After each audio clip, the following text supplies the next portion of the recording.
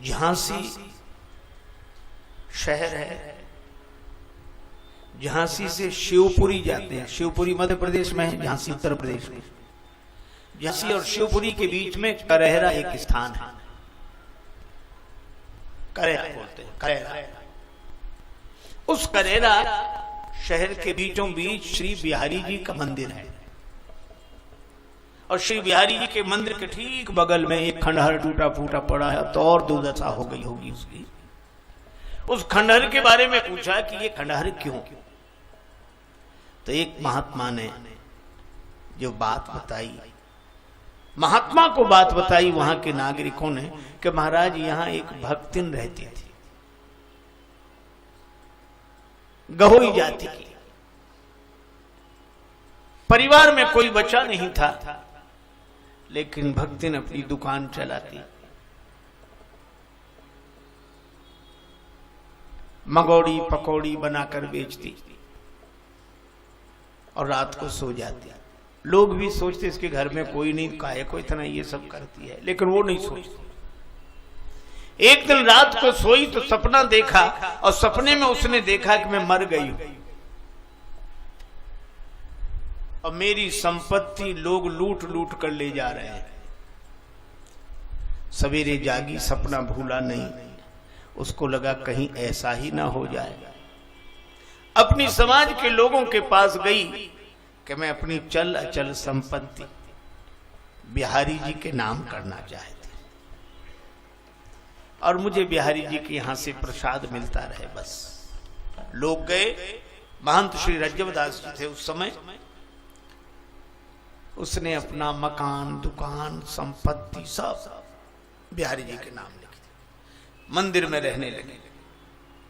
महंत जी भी प्रसन्न और सब लोग प्रसन्न, अनेक भक्त रहते थे, भक्तिन भी रहती थी।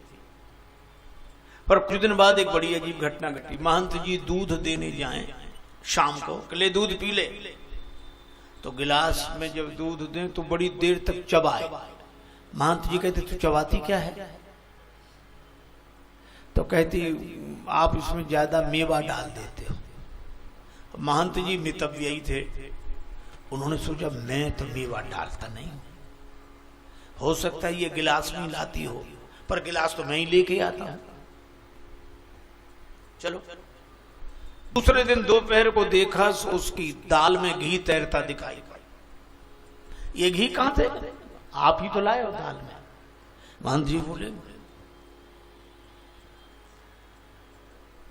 लेकिन दूसरे दिन से देखा सो मेवा के जो पात्र भरे रखे थे मंदिर में वो कम होने लगे, खाली होने लगे, और दाल में घी रोज तैरता दिखाई दे। और ये समझ गए कि चोरी करके।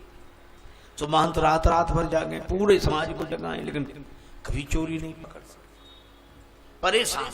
एक दिन देखा कि जिन बिहारी जी की वो आरती पूजा करते थे, उन बिहारी जी के जामा में घी लगा था, तो सोचा आरती से लग गया होगा, साफ करके दूसरी पोशाक पहनाई।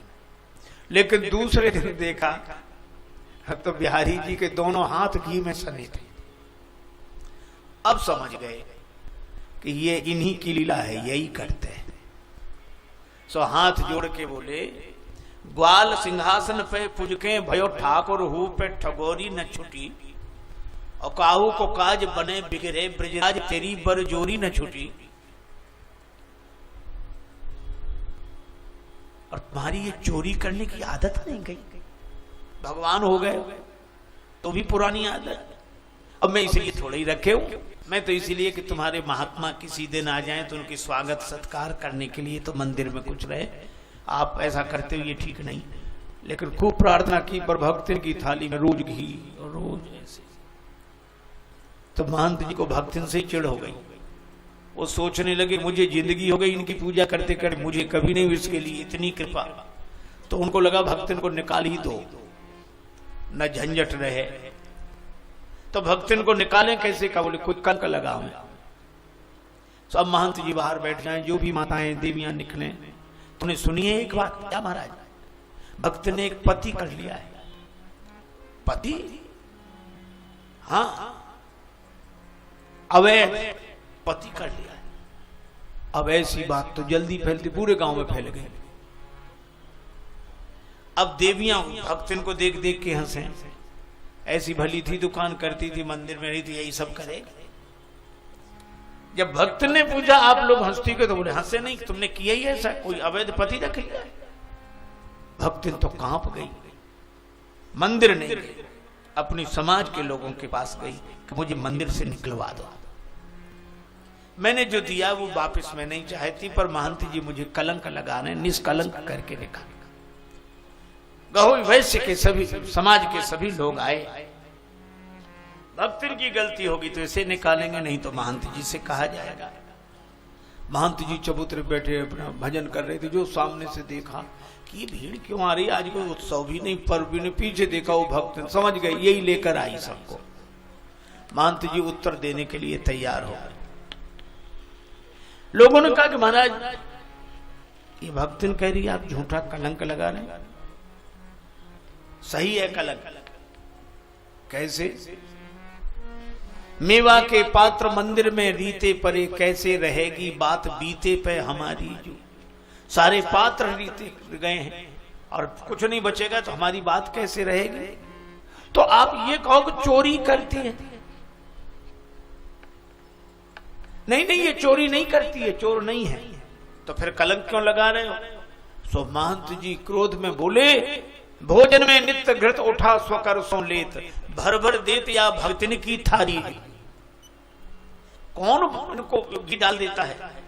तो बोले कैसे परतीत अब विनीत जो करावे, हम पति हैं बनाए या भक्तिन ने बिहारी। बिहारी जी से इसका संबंध है, और बिहारी जी की तो पुरानी आदत है इसको देते हैं और हमें। और जब महंत जी ने कहा पति हैं बनाए या भक्तिन ने बिहारी, सबकी आंखों में आंसू आ गए, सब रोमांचित हो गए। आए सबे महंत डिंग भक्तिन देहो निकाल, पर ठगे गए यह ठौर पे भयो और ही हाल। सबने महंत जी से कहा महाराज अब आप भक्तिन के भोजन प्रसाद की चिंता न करें, ये देवी हमारे जिस परिवार के जिस घर में पहुंच जाएगी वही अपना सौभाग्य मानकर इसे भोजन कराएंगे, और मंदिर में नहीं रहेगी, वही रहेंगे हमारे समाज के घरों में। महंत जी चुप। भक्त ने कहा कि कहीं आज कहीं नहीं जाऊंगा, यहीं रहूंगी, मंदिर में ही रहेगी। सब लोग चले गए। ऐसा भी हो रहा है इस युग में, इसी भाव से भरे हुए। शाम को महंत जी दूध लेकर आए। भक्त ने कहा कि मेरी तबीयत ठीक नहीं है, बड़बड़ाते हुए चले गए। अब तू काहे को मंदिर का दूध पिएगी, कल से बड़े बड़े सेठों के यहाँ तेरा निमंत्रण है। वो कुछ नहीं बोली, सब सो गए। उसको नींद नहीं आई, आंसू बहाती रही। रात्रि को 3 बजे बिहारी जी की चौखट पर सिर रखा, पट बंद थे, और वो कह रही थी नाथ को नाम कियो बदनाम, नाथ को नाम कियो बदनाम, विरागिन सोन विवाद बढ़ाऊं, और आपके हाथ से पाए प्रसाद, कहा अब और के हाथ से दूं।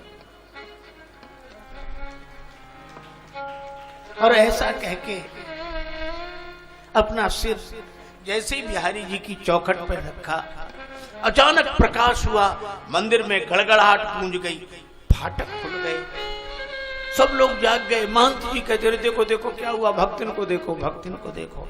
सब लोग गए, मंदिर के पट खुल गए थे, भगवान सामने दर्शन दे रहे थे। और भक्तिन ने जैसी प्रणाम किया, प्रणाम के साथ ही उसके प्राण भगवान के चरणों में लीन हो गए। सारे शहर में चर्चा फैली। भक्तिन का अंतिम संस्कार करेरा के पास नदी, उस नदी किनारे हुआ। महंत जी जब तक थे, भगवान की आरती के बाद ऊपर छत पर जाकर भक्तिन की समाधि दिखाई देती थी नदी किनारे, वहां हाथ जोड़ते आरती उतारते।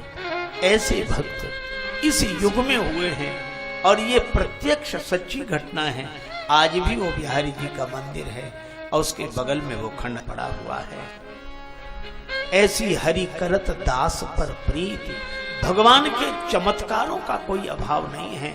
भगवान के भाव रूप में प्रकट होने का भी कोई अभाव नहीं है, पर हमारे में विश्वास का अभाव है। भगवान कृपा करें कि हमें विश्वास आवे, और विश्वास तब आएगा जब रामचरितमानस को हम मन के नेत्रों से देखेंगे।